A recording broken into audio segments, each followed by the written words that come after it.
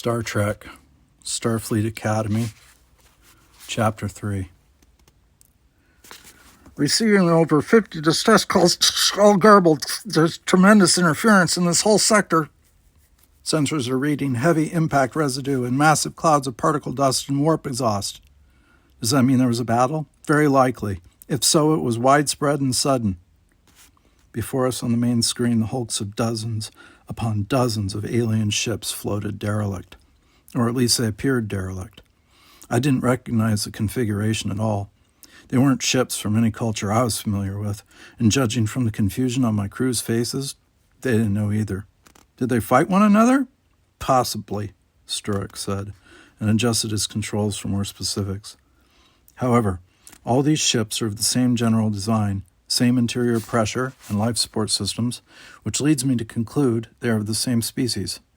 So did we stumble on a civil war, or should we search for attackers? He straightened and turned. There are several options. How fresh are those readings, Sturrock? I asked. When did this happen?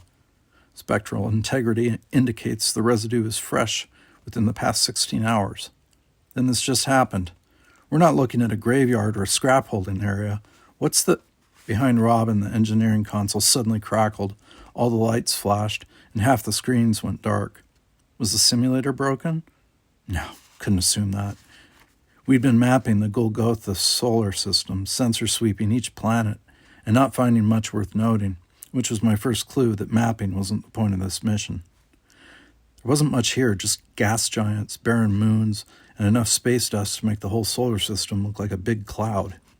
If anybody could live on these planets, which they couldn't, they'd have a mighty ugly sky to look at. Then we'd picked up an electromagnetic pulse that couldn't be natural, so we went looking for it. Now we were staring through the thick mud of space dust, faced with a field of more than 50 derelict ships whose design we didn't recognize. So much for mapping. Who could lose 50 ships and not notice? Scan for life signs, Mr. Sturrock, I ordered, puffing up a little. I took comfort in the protocol. One thing at a time, by the book. Scanning, he responded, and bent to his sensors. Do you want me to keep mapping, Captain? Jana asked. I should have thought of that. No, suspend mapping for now. Lieutenant Corrin, move us in slowly. Ensign Acton, plot a course through the center of the field of ships so we can get perspective. Wow. Captain, Lieutenant, Ensign sounded so strange to refer to each other by those ranks. We were nowhere near them, of course, in regular life. Maybe by the time we actually got there, they'd sound more right than they did here now. Jana turned and looked at me from her position at the nav console. You want to just go right in there? Sturrock was looking at me too. That may be ill-advised. Why? I asked. Whatever damaged these ships could be lurking nearby, he suggested. Or this could be a trap, Jana mentioned. At the engineering console up deck, Robin added, or there could be high-intensity residue, harmful to our propulsion. Damn, I hated good points. I really hated that I hadn't thought of those. All right. Sturrock, scan the area for any other vessels that could be hiding in the system. McGee, try to identify the ones we can see. Jana, plot a loop around the field of ships and recon the solar system. Let's put on a sensor grid that'll selectively search for any ship movement other than what we can see. And let's catalog the derelicts. Who should do that? McGee glanced at me. I should do it. Okay, you do it. Corrin, put the phaser banks online. Phasers, Corrin responded with annoying laziness. Online, big chief. McGee, any identification on those ships?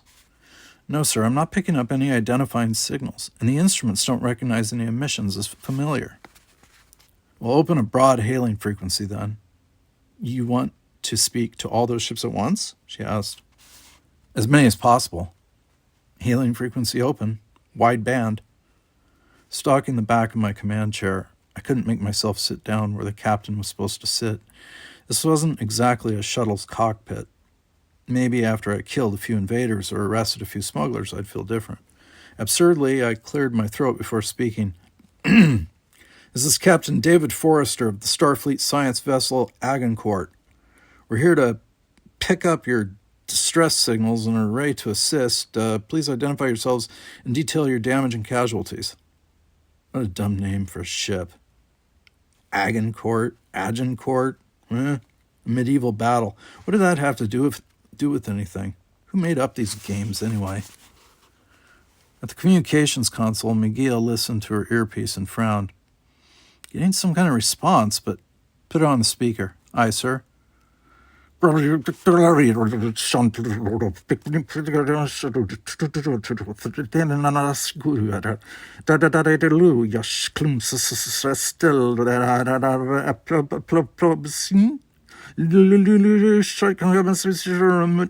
clicked it off. It's all like that. Universal translator? Online and working. Something's garbling even the translation.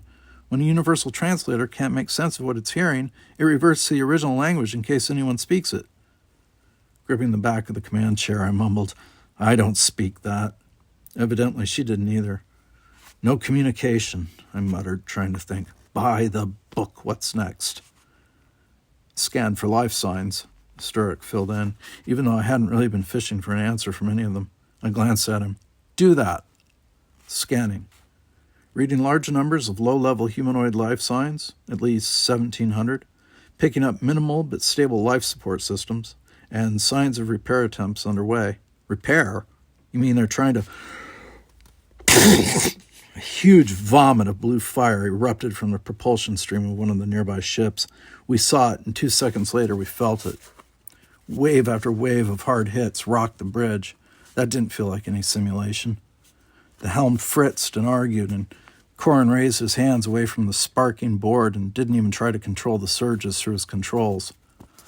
Lock those down, Corin, I shouted over the boom, boom of impact force. He tossed me a disapproving shrug. I'm not touching that. I'll get my fingers burned.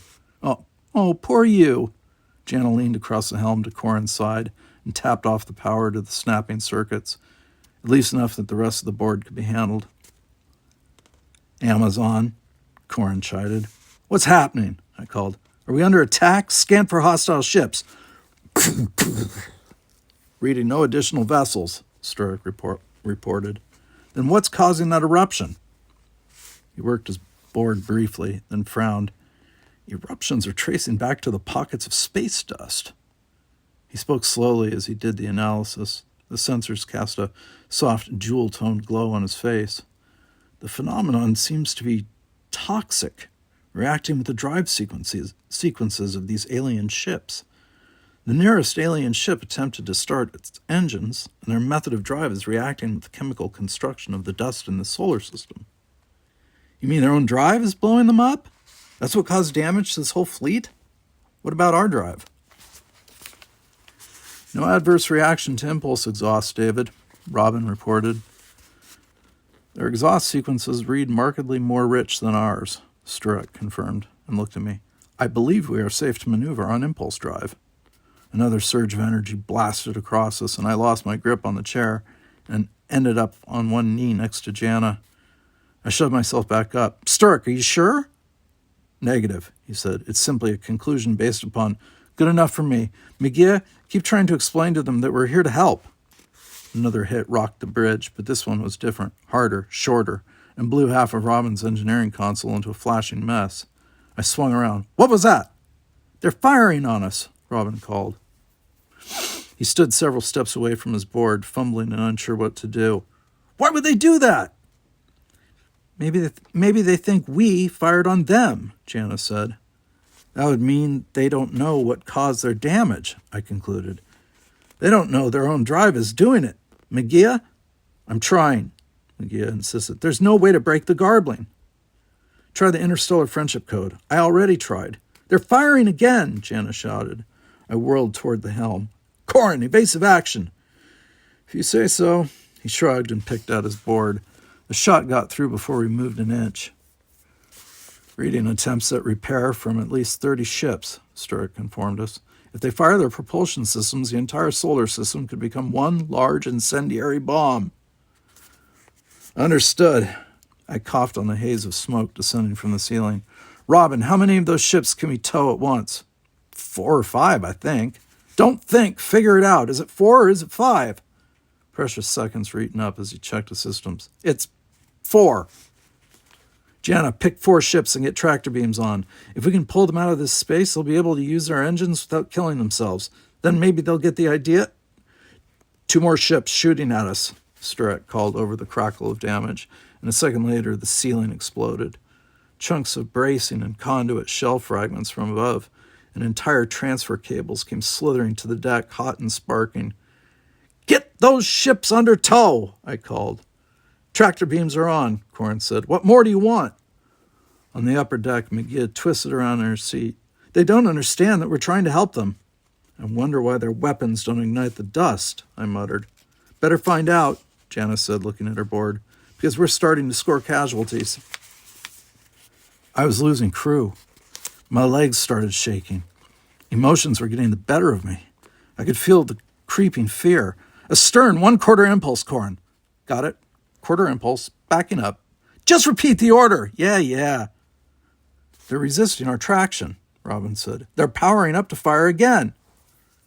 And some of the other ships, Sturek rasped through the thickening smoke, seem to be on a power build-up to fire on us also. How can I make them understand? I paced between the helm and the command chair. I don't want to shoot at them, but they're shooting at us. Can we beam the survivors on board? 1,700 of them? Janice shot back. Robin said, that much transporter power in quick succession could drain the impulse drive. I agree, Stark added, and the toxins in the space dust make transportation risky. Understood. I watched the ships on the screen, all just hovering and turning lazily in place. McGee, hailing frequencies. We already tried. Try again, please. Aye, sir. Frequencies open. This is Captain Forrester of the Agincourt, or whatever the hell it's called. We're attempting to tow you out of the incendiary dust. Please cease fire. I could easily destroy you, but I'm not trying to. Cease fire. You're not under attack. It won't work, Corin grumbled. The program won't let it work. We can't treat this vessel like a program, I derided. We're scoring damage, Janice said mournfully, and more casualties. Now logging deaths in the engineering sections. Frustrated, I shook my head. All right, if that's the way it is. Corin, target one of the tow ship's weapons port. What? He twisted around. You want to fire on them after you said you wouldn't? Right. Phasers at half power. Maybe they'll understand we're not trying to destroy them if we show them we can. Target their weapons port with a quick burst. Come on, do it! Okay, if you say so. Give the correct response! Okay, targeting, aye! Fire! The screen showed us our own phaser shot, lancing out through the murky brown globs of space dust toward one of the 4 ships we were towing. Red lights swamped the alien ship's port-aft quarter. Good hit, Corin reported. Hold your fire.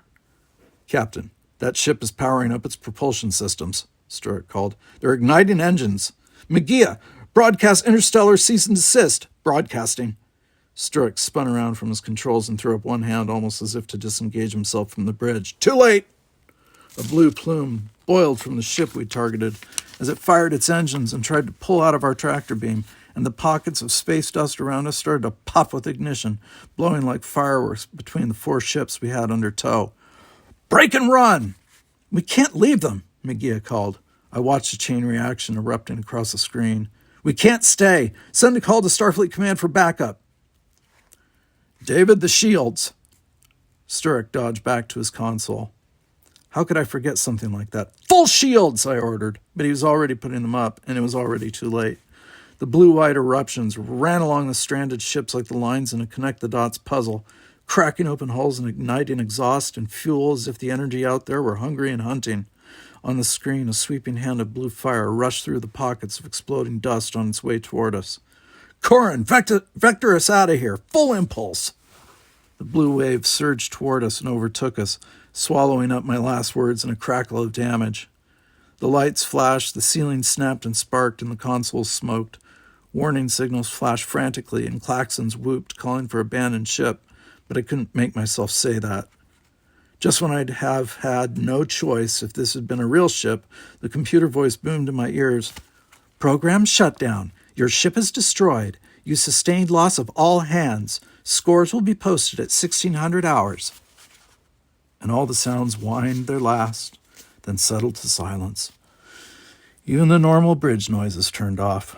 The sense of failure was complete. I waved at the acrid smoke. Well, I think we can agree that could have been better. Any suggestions? Yellow alert might have been a good idea at some point, Jana droned. That one made me wince. I'd completely forgotten the alerts. Man, did my eyes hurt. The simulator was devilishly real, and my muscles ached for real, too. My head felt like a balloon, my arms like iron. All right, I said with a sigh. Let's start cleaning up so the next team doesn't realize how badly we botched the program. What? Jeff Corrin swung around in the navigation seat. Who's that?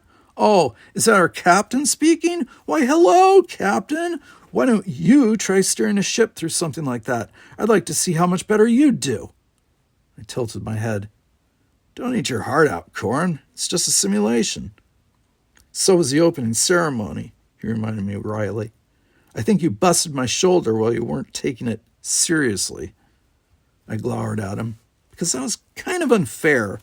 But if I told him it was unfair, he'd think I was a wimp for whining, so I kept my mouth shut while McGee, Robin, and Jana Acton arranged a couple of stools and climbed up to the ceiling conduits, which were sparking all over me and Corrin.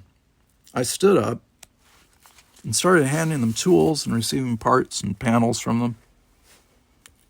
He thinks he's a commander because James Kirk took a shine to him, Jana said, sweeping me with her cold glare. I say he just got lucky. Robin stuck his head out of the ceiling. Lucky! Everybody looked at him and he shut up suddenly, unable to muster any more defense. Cadet Forrester deserves credit, Sturek said fluidly. He was the only one who took action. As I cast a grateful glance up there, he frigidly added, even though it was non-regulation action. Oh, fine. Robin handed me down a cable, and I attached the end of it into a circuit trunk on the deck. The simulator was a wreck. Now we had to clean it up for the next cadet team. Minutes to decimate, hours to mend. I didn't think about regulations, I said. I just reacted. I'd say Corrin's right. I got lucky. Captain Kirk thought my action was right for the moment, but I could just as easily have gotten everybody killed. Don't throw me no bones, man, Corrin said. I turned to him and fanned my arms. What? I can't be a humble I can't be a humble tyrant? I can't talk? They all stopped and stared at me. Then Corrin amazingly cracked a smile. Jana's stance eased off some. McGee glanced at Sturek, then back at me. All hands relaxed a little. I wasn't imagining it, was I? Had I actually gotten them to move over to my side a little bit? Corrin made peace by taking a tool I was holding and passing it up to Robin.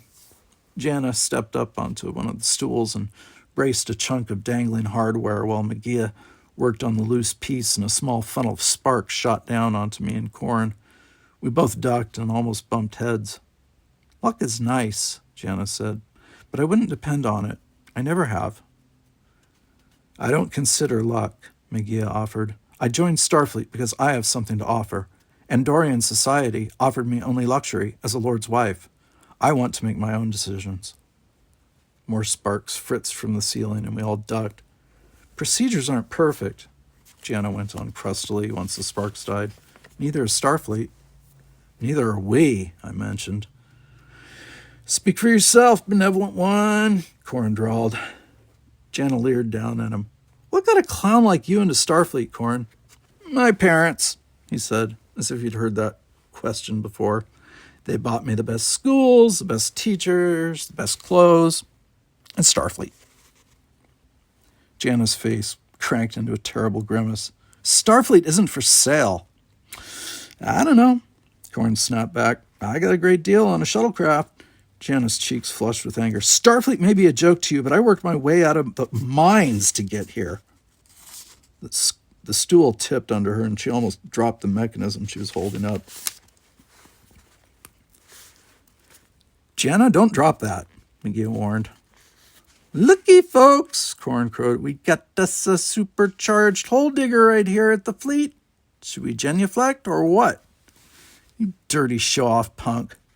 Jana plunged off the stool and would have dropped the mechanism if Sturek hadn't plunged in to catch it, but that only stopped it from landing on my head. didn't stop the connections from snapping. Hot sparks and arcing electricity skittered from the ceiling as if Jana were some kind of comet and those were her tail. She got Corin by the collar and rammed him backward. I crashed into the command chair and rolled from there to the lower deck. "Jana!" I grabbed her by the arm. "Back off!" She twisted around. "What, me?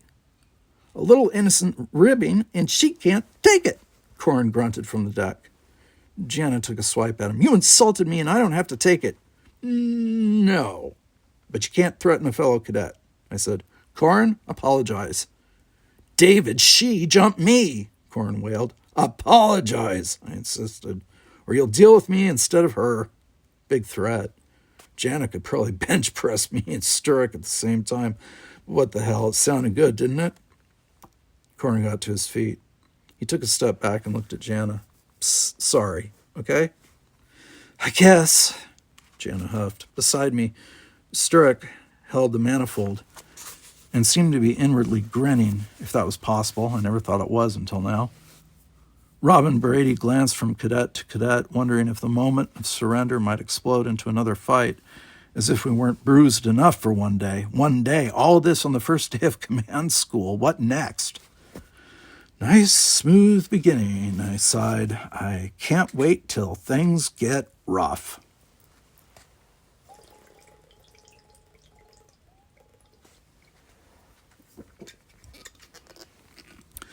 "Good afternoon, crew." I strolled into the cadet lounge, hoping my tone of pseudo-pretentiousness would lighten the mood. "I asked you all to meet me here so we could all get acquainted in something other than a hail of sparks. Did everyone get a drink?" Corin held up a glass with something brandish. "Any chance of something stronger?"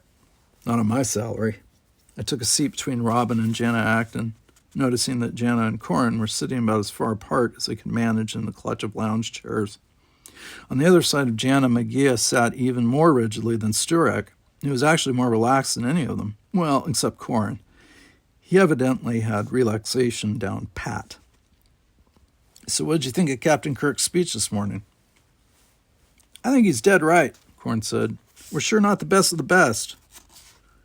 "Well, he's got something right," Jana countered. "He saved the Federation a dozen times, mostly by breaking regulations."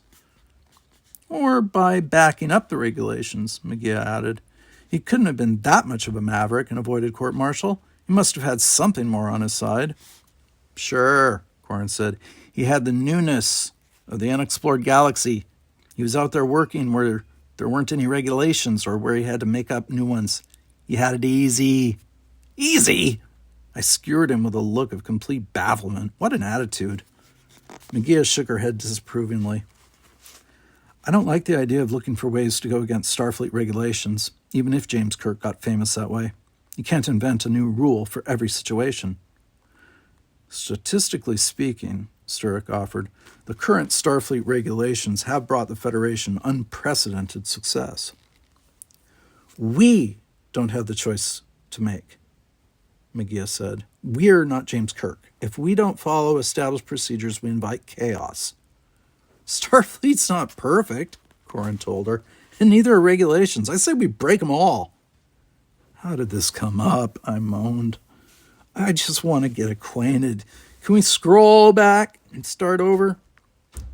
But Jana scowled at Corin and said, "Look, I didn't join Starfleet because I thought I knew better than the best minds in the Federation." "Maybe you didn't," Magia interrupted, "but I know I have something to offer to Starfleet." Snatching at a chance to change the subject, I turned to my right. "How'd you get into Starfleet, Corin?" "Bought my way in," he said around a sip of the drink. Rats, I forgot about that sore point. "This may be a joke to you, Corin," Jana shot, "but it isn't to me." "How'd you get here anyway, Jana?" Corin returned. "Stealing the ore shuttle or just hitching a ride on a barge?" Jana braced against her chair. "Wing slug! Down!" I put my hand out between them and risked having it bitten off. "Down, down! Both of you stop!" "Don't make me stop this car. I'll pull it over and..."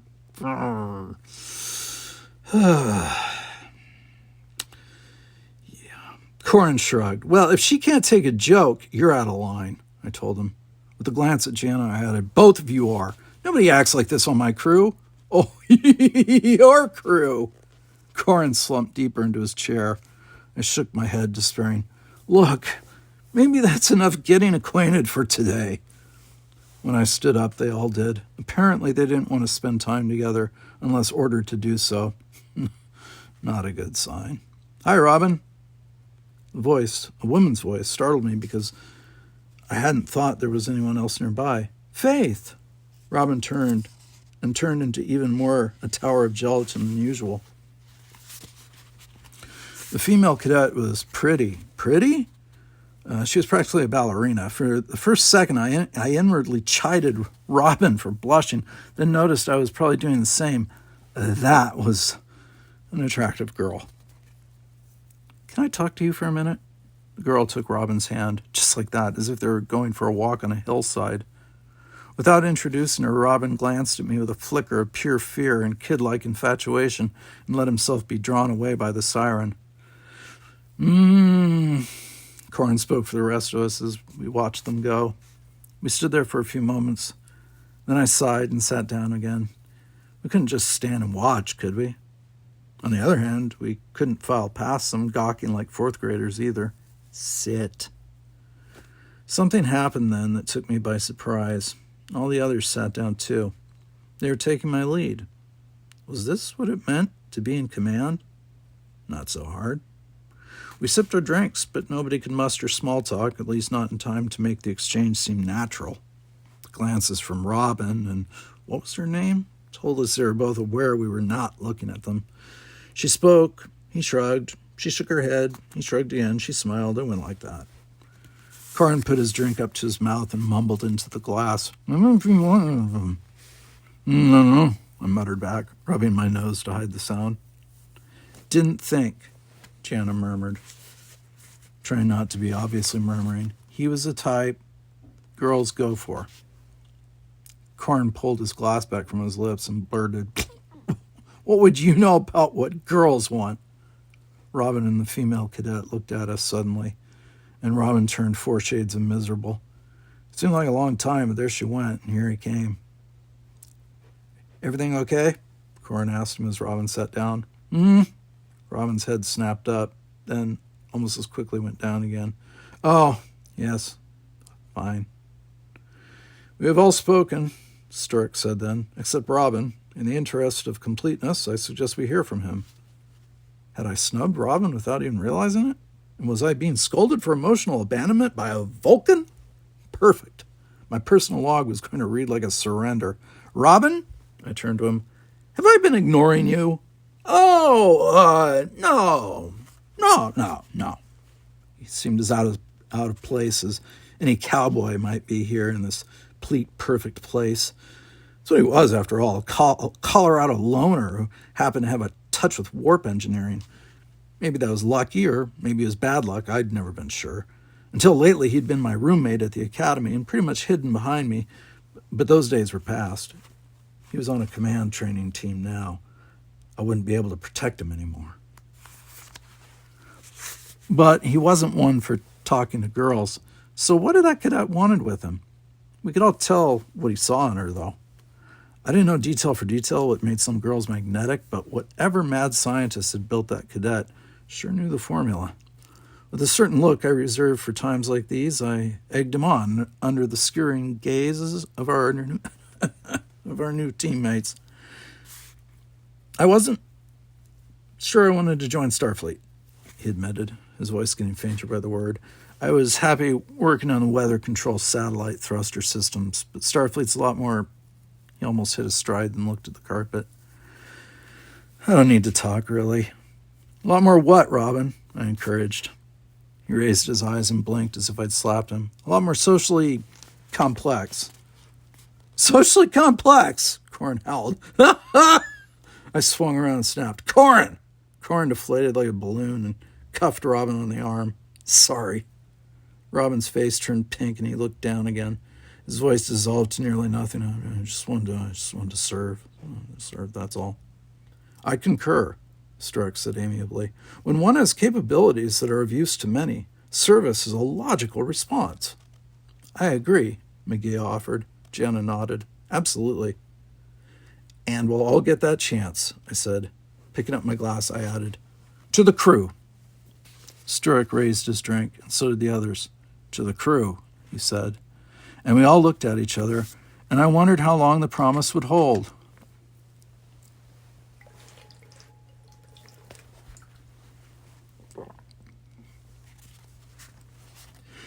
Once you're out of direct communication with Starfleet, you'll face challenges we cannot anticipate.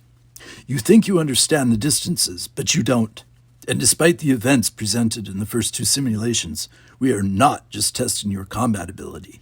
You must be able to make well-informed decisions on your own. Captain Sulu was lecturing, and behind him, Commander Chekhov demonstrated the same piloting sequence as we just run on the simulator, this time running the dangerous pattern on a small simulator screen in the briefing room instead of the big one on the mock bridge that we had so effectively turned to rubbish. Chekhov was doing all right, but asteroids and space debris hit his ship from time to time, making lights and sirens flash and whine. Several cadets were watching, most of whom I didn't know yet. I was glad to have Sturrock standing beside me. We didn't know each other well, but in this new environment, even one familiar face helped. Smiling at Chekhov's difficulties, Sulu said, "We train you on simulators, but believe me, the open galaxy is no simulation. Your crew will have to live with what you decide. For instance, Commander Chekhov here would have been dead several times already." Chekhov struggled with the controls, but twisted around and gasped, "This has been upgraded. Why didn't you tell me? I should make you show them." "Big talk from a dead man," Sulu drawled. Boom! The simulation on the screen showed a pulverized ship, and Commander Chekhov actually winced as he pushed himself away from the controls. "That's it! I'm dead! What kind of lesson is that?" "It's the next great Russian tall tale." Chekhov pointed at him and said, "Only in Japan." "Maybe, but I'm from San Francisco." Captain Sulu folded his arms and broke out in a triumphant grin. All right, shut it down. Corin, I'm doing it. Use protocol, say aye. Aye, sir. Jana cast me a glance. Are we getting a little full of ourselves? Blistered with spark burns and still shedding hot matter from my arms and shoulders, I dragged the back of my hand across my wet forehead and ignored her. The simulator was a wreck again. State-of-the-art technology had whipped us a second time. The best and brightest were dead, again. "Oh, sure," I moaned. Behind me, Robin coughed. To my right, McGee spat a bit of insulation off her lower lip. Corin shook his hand, which was reddened from some stray electrical snap on the helm console. "Why don't they build more safeties into this thing?" he complained. Jana stepped around the helm past him and scooped up a length of cable. "What good would that do?" She piled the cable back into its trunk, which had been blasted open by the enemy attack we had allowed to cut through to us. I felt as if she were stuffing my innards back into my gut, and they didn't quite fit anymore. By the time we'd put the simulator back together, cleaned up, scrubbed the walls of all the soot, and buffed out the scratches, my whole body ached, and all I wanted to do was get back to my quarters. I wanted to lie down, sleep, snore, do inactive, brainless things like breathe and twitch. There was no sympathy in the known universe. I had to review the mission. I had to figure out how to avoid doing a third time what we had done twice already. If I'd been the only one at risk, that bunk over there would have sucked me in like a giant flange.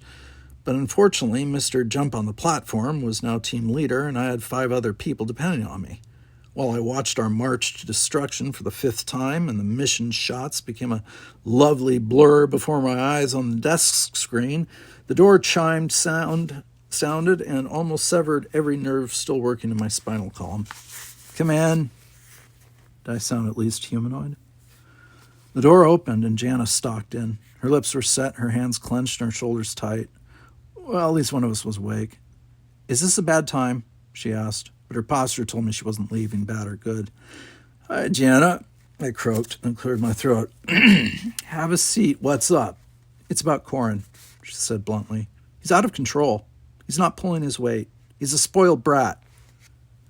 My head rattled when I nodded. If I didn't know better, I'd say you didn't like Corin. Oh no, I'm secretly in love with him. That's why he drives me crazy. He's a weak link in our team. We get evaluated as a team. He'll drag us all down. A real commander would think that was a problem. This is going to determine whether we get assigned to a starship or a garbage scow. You're right, I said, still stuck back on that real commander crack. We should get rid of him. Pausing, Jana blinked, squinted, and shook her head. What? Taking the moment to stretch my back muscles, I let her off the hook. Okay, look, I understand, but we're all new at this. She frowned. It's affecting Robin, too. Haven't you noticed? He's been in the simulator. Too exhausted to put A plus B together myself, I drew a sustaining breath. How's Corin's attitude affecting Robin? Haven't you noticed how he's been acting in the simulator? I blinked. Which one, Corin or Robin? Robin! And Corin. Her expression made me scared to ask again. After a moment of grilling silence from me, Jana sighed hard. Look, it's not that I mind Corin's going out with that cadet. It's just that he wasn't even interested in her until he found out that Robin had a crush on her. Was the room spinning? Hold on. You lost me. What cadet? I'm talking about Faith Gage. Haven't you heard about this? I've been busy. Evidently, I was expected to monitor the love lives of my crew. Or maybe Jana's hair was pulled back too tight. After a moment, I asked, is this the same girl who was in the lounge today? She held out a hand. Yes, of course. This is serious. I don't know, Jana, I protested. My crew's personal lives don't really fall inside my command sphere. When we wash out, you'll change your mind. Okay, you're right about that. I'll talk to Robin, see what's up. Next mission, investigate my crew's love life and see if it's compromising our survival. Good Lord, I'm starting to see that garbage scow in my future. Jana's hard eyes eased some. She seemed satisfied, at least as satisfied as Jana Acton could get. Don't tell him I talked to you, she added. I won't.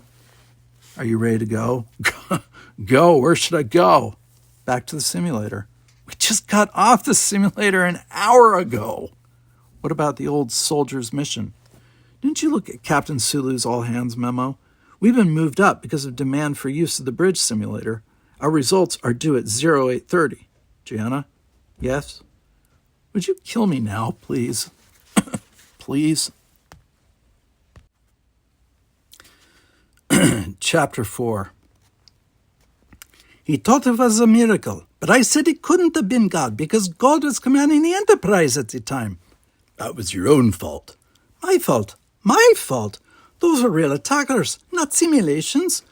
Which is all you had ever seen before that. And you didn't mind steering the Enterprise where I told you to that day? And all the days before and after? I was carrying you. Carrying?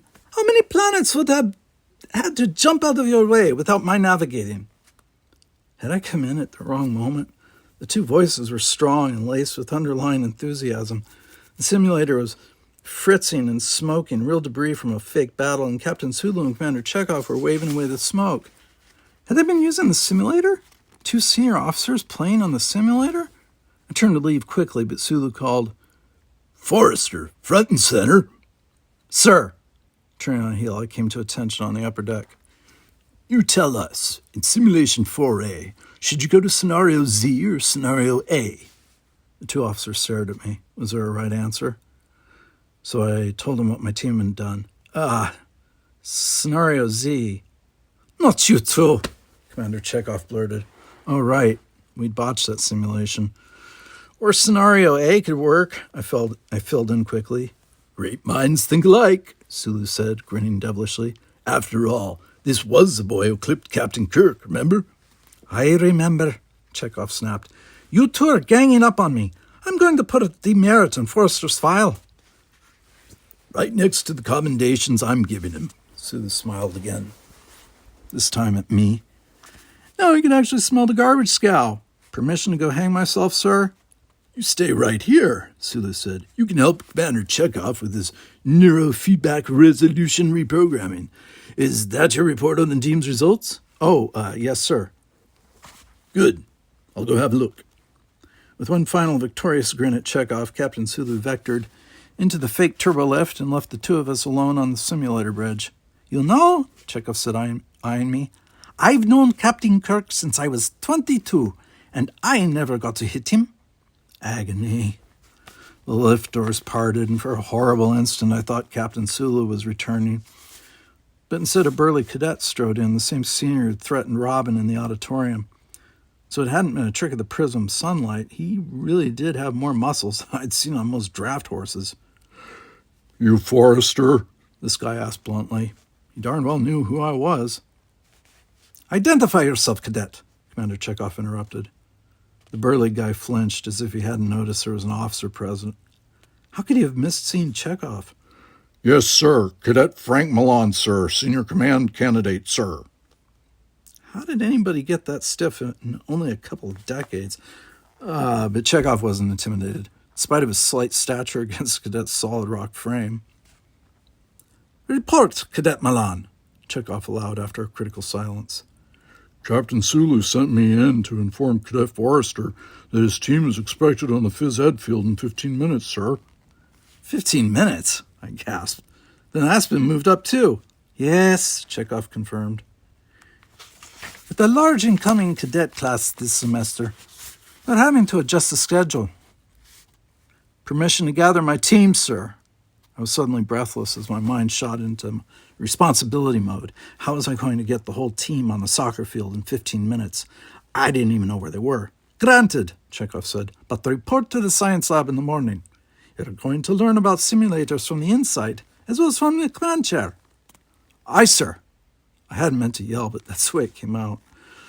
I rushed through the academy dorm complex, gathered most of my crew, and we made the 16 minutes.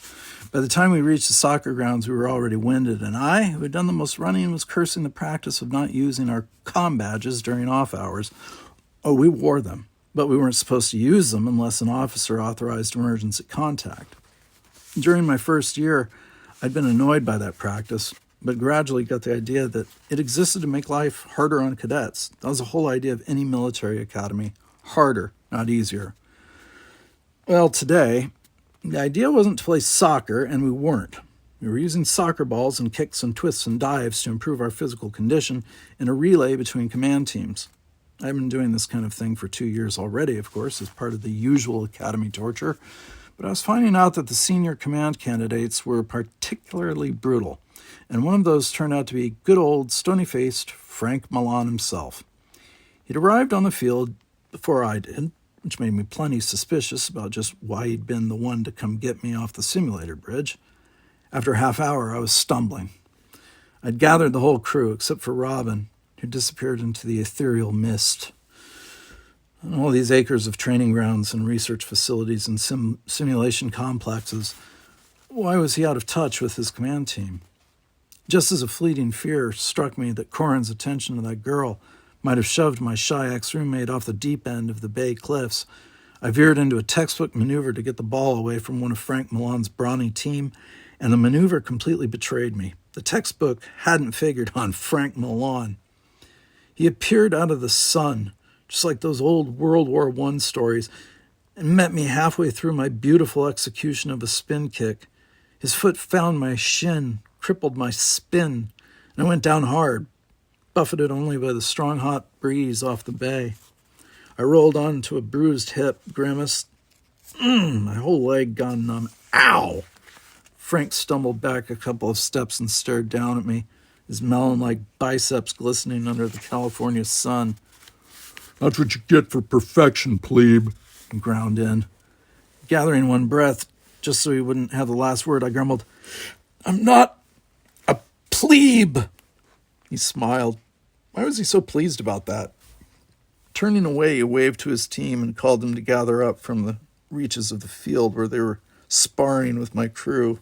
As I lay there wincing, the Jefferson Rose Garden mockingly winked at me from the sparkling complex of Starfleet Command on the crest of the foothills, gazing down its traditions at me. Yeah, I'm on. Shut up, would you? Milan's crewmates were closer than mine, so they got here first. Was this a pattern? You all saw that, right? Milan said loudly to his gathering command team. This is what I mean. That's what you get for following regulations and being a good soldier. It's no way to survive. There's got to be more to command than regulations, or an android could go out and do it. I tightened my burning muscles and forced myself to my feet before Jana, McGee, Corin, and Sturrock could reach me. Wouldn't look good to have them all helping me get up. They drew up on either side of me, and they were all watching Milan as he pranced before his team. Did they admire him? You're right, Frank, McGee said, panting from her run. The best captains make things up as they go. Especially Kirk, Corin offered. He broke the regs all the time. He was the only cadet ever to beat the Kobayashi Maru no-win scenario on the bridge simulator. I'd sure like to know how he did that one. Oh, great. Hero worship. Another fine hurdle I had to knock down, and for my own hero. He was also brought up on court-martial charges, Jana pointed out. And he came out of it just fine. But because of the court-martial, Sturrock said, he was demoted from admiral to captain. I do not believe within human culture that is considered to be just fine. Jeff Corin turned to me. David, when you're a captain, won't you want some flexibility? The eyes of my team and Frank Milan's collection of neo-gladiators locked onto me. Real answer, correct answer, appropriate answer, or admit this was all a mystery to me, yet because command was a lurking unknown, I cleared my throat. That's what I'm in the academy to learn. Not bad. You should be a diplomat, not a captain, McGee snapped before my brilliance could sink in. Regulations like the Prime Directive are fine for the idealists in the Federation, but if Starfleet faces an overwhelming threat, then we need to do whatever is necessary. The sun turned her crayon blue skin to blistering azure and made her white hair almost impossible to look at without getting sore eyes. It'll be our duty to enforce Federation law, I insisted, sticking to what I'd been taught, hoping that, like protocol, it would buoy me up. Corin actually laughed, but nothing was funny. If carnivorous nomads from the depths of space attack you and start eating your neighbors, you won't stop to check regulations. You'll open fire. The only diplomacy I'd need is a phaser bank. Whatever's necessary, McGee nodded, managing to agree with Corin and with herself at the same time. She moved a step closer to Milan. McGee is absolutely right, Milan crowed like a politician, swinging around to address our two teams and the handful of strays who had come over to see what was happening. Federation expends too much of our resources coddling all these uncivilized species. I blinked. Had he just changed the subject? What was this all about? What? I muttered. Raising my voice, I asked, What? Milan swung me. Forrester, these other species don't value the same things we do. They don't deserve the tolerance the Federation shows them. Pushing between Sturrock and Corin, I faced him. Just what species are you talking about, Milan? The Klingons, Romulans. And everybody liked them. Who else, Junior? You been in a box for 2 years or what? They're aggressive and vicious, and they're hostile toward species like us, and here we are trying to keep the peace with them. And it's caused us nothing but problems, McGee added fiercely. If it hadn't been for the Organian peace treaty, we'd have seen the complete destruction of the Klingon Empire by now. When had I lost complete control? Look, we got a couple of decades of peace and quiet out of that treaty. It gave us time to work some things out. Peace, Jana put in, isn't just the absence of war. Peace is solving real problems. Enthusiastically, McGee added, holding two sides apart doesn't solve anything. Before the treaty, we were beating the Klingons. Without it, we could have finished the job. Getting the feeling I was holding something apart, I turned to her. Why are you taking this so personally? Her face flushed almost purple. When I was a child, I was stationed with my aunt and uncle and 4 cousins on Lurin Prime. The Klingons staged a massacre there. Everybody I knew was slaughtered, even the children. 4,742 Andorians. Her voice lowered and somehow became easier to hear and took on a notable dry rasp. I was the sole survivor. God, that sounds hot. Sole survivor. What would that be like? Everyone looked at her. After a few seconds, they all looked at me. What could I say? Shifting my feet, I met her accusing gaze. The massacre on Lursen Prime was before the Organian peace treaty. I understand what you're saying, but it doesn't apply to today. Today, Milan broke in. The Klingons are on the rampage again. Well, we better start polishing our phasers, Horn said spicily. You too, Frank. They can be here any minute. I'm so scared. With your scores, Gianna drawled, I'd be scared too. Ho, zinger, ow! Shut up. I pushed him back and faced Frank Milan again. I don't know what bug you've got in your ears, but don't try to incite my crew to violence. We've all got our hands full with a new training schedule, so let's just stay away from each other. Deal? Oh, deal, Frank mocked. You can't tell the same thing to Klingons when they show up. Deal? He motioned to his team, and they flocked away from us, encouraging other onlookers to break away too, and leaving my team standing in a sweaty clutch under the morning sun. Casting a pathetic scolding glance at my biceps and wondering just why they couldn't do that, I noticed a movement in my periphery and lashed out with a quick hand. Pulling Corin around from his attempt at escape, I asked, Where do you think you're going? We have to talk about your simulator performance. Do we have to talk right now? He glanced at the others. Yes, we have to talk right now. He shrugged. I know my sim scores aren't the best, but scores aren't everything, you know? Don't bother preaching. I know why I'm here. I'll concentrate harder. We've got our hands full. I know that, I said. A command school curriculum is double the standard academy work. I'm not failing, he insisted. Failing isn't the question. Your scores can bring down the whole team. Don't you get it? Don't worry, Forrester, he said with an edge. I won't blow the team's scores. Better not, I told him. He bristled. Don't lecture me, man. I'm not your puppy like Robin Brady. There was more to say, but he was obviously embarrassed, and that was tough for a guy like Corin to swallow. This wasn't productive, so I decided to be unproductive in another direction. Speaking of Robin, any of you seen him? Jana huffed. Have you checked about 6 feet behind Faith Gage? He's probably dogging her tracks and weeping. Come on, he's not that shy. He better be shy, Corin said, if he gets between me and a woman I'm interested in. Jana glanced at McGee, then back at Corin. He probably can't run fast enough to get between you and any woman you're trying to chase. You'll never know, Rocky, Corin tossed back. Well, this was slightly rotten. Handling a crew was harder than I thought. Why couldn't we just stick to rules and regs and say a lot of aye, sirs, and do our jobs, and that would be that? They moved off, more and more space edging between them with every step. I lagged behind, watching their tense postures.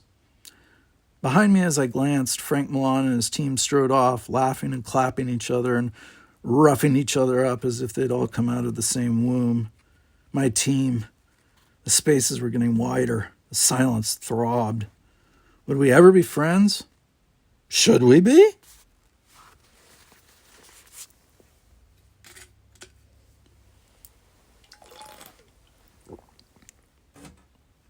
Something veering out of the nebula's core, reading 6 renegade vessels on attack approach. 7.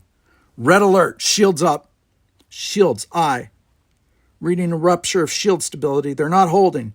Double power to the deflector grid. Drain the warp core if you have to, but give me some shields. Corin, port your helm. 40 degrees Z-minus, 1/2 impulse. Renegade vessels are splitting up. 4 coming around to port. They're heading us off. Corin, counter that maneuver. Robin, we've got to have shield power. If I skim that much off the warp core, we won't be able to go to hyperlight. If you don't, we'll never get out of this nebula. Boom, crack. That's it. Shields are gone. Thrusters offline. No more engine power. Program shutdown, came the amplified computer voice.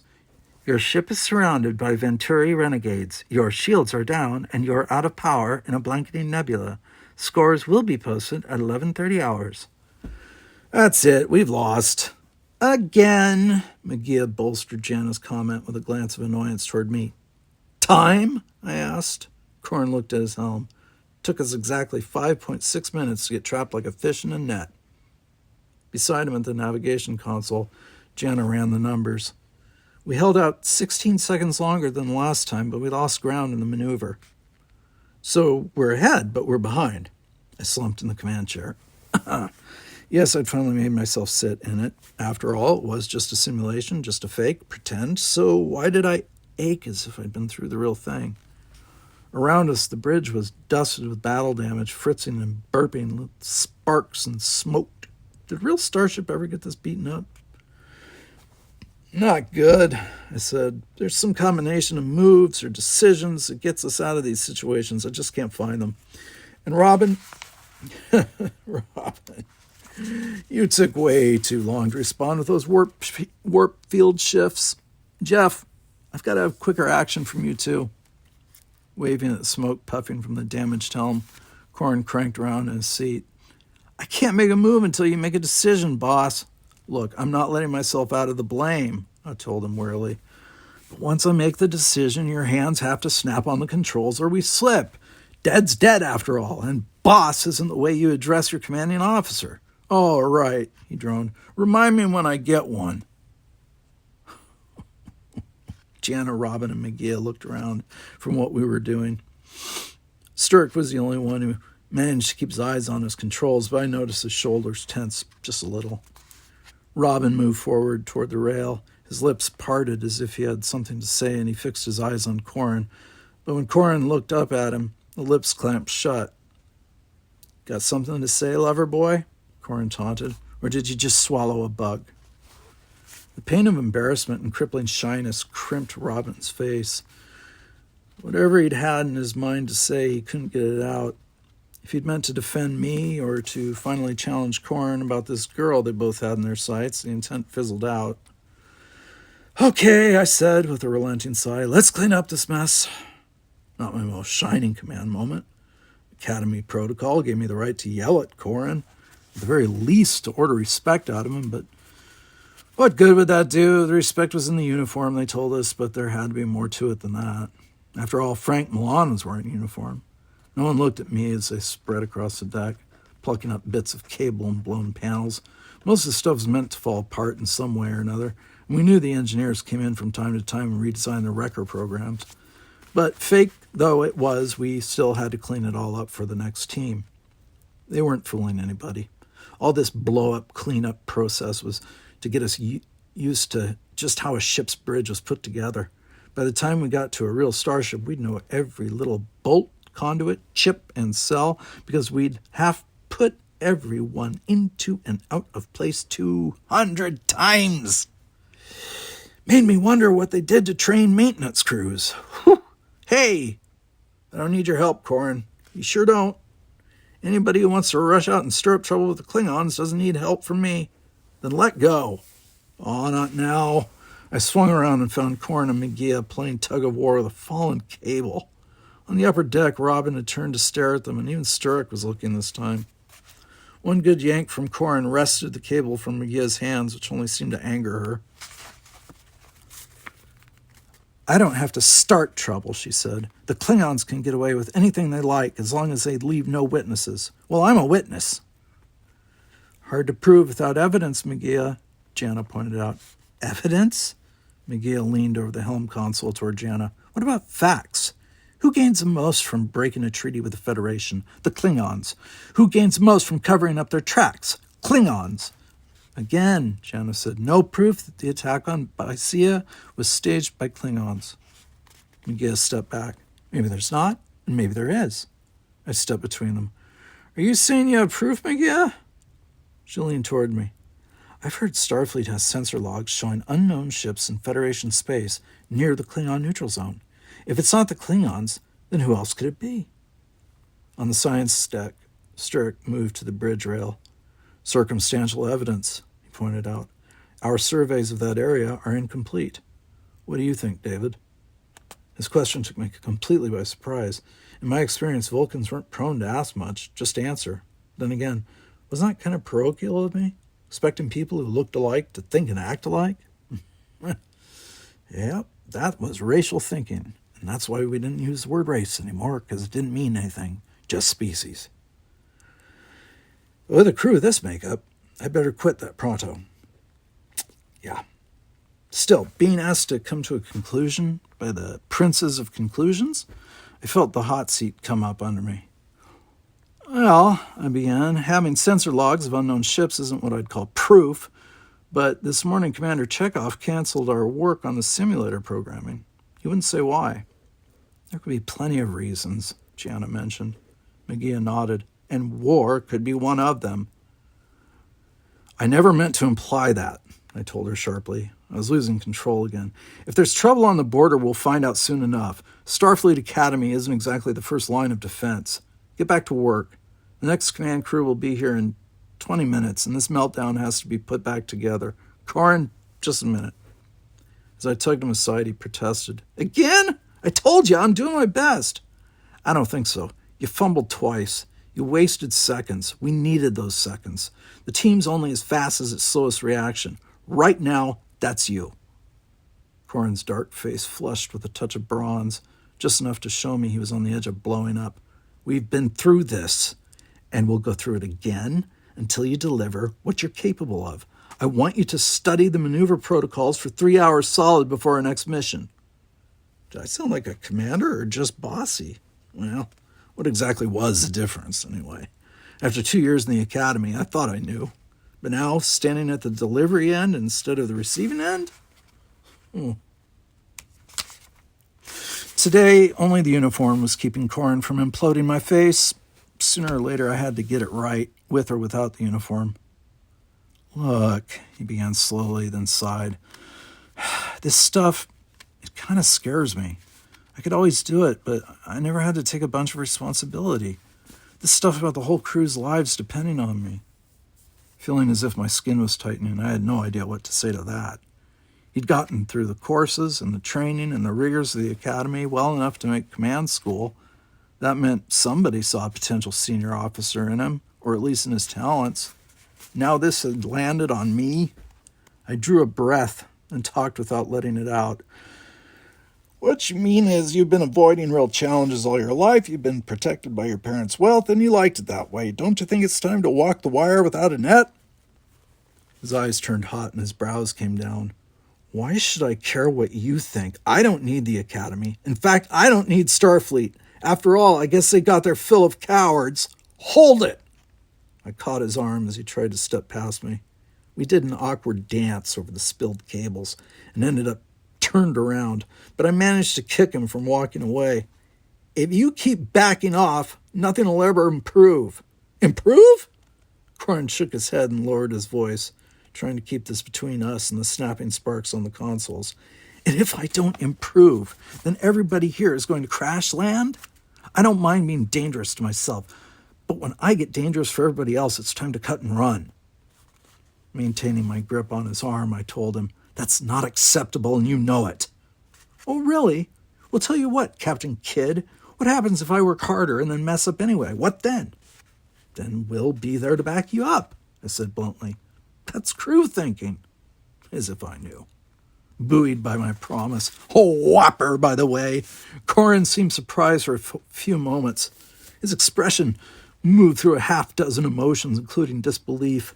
Gradually, he slumped out of his belligerence, paused, then nodded and looked up at me. You're going to see a big change. He nodded again in agreement with himself and escaped to the upper deck, where he started helping Sturrock reposition the sensor trunk housing. Was that all it took? A couple of phrases of encouragement? Reassurance that we'd stand behind him if he botched a maneuver? Good for me! I'm patting myself on the back. I'd have to try this more often. If only I believed a word of it. Cadet Forrester, report to the Commandant's office. The calm voice almost unstitched my skin. I dropped the hot spanner in my hand and tripped on the cables. What do they want? Corin straightened and looked at the ceiling as if it might answer.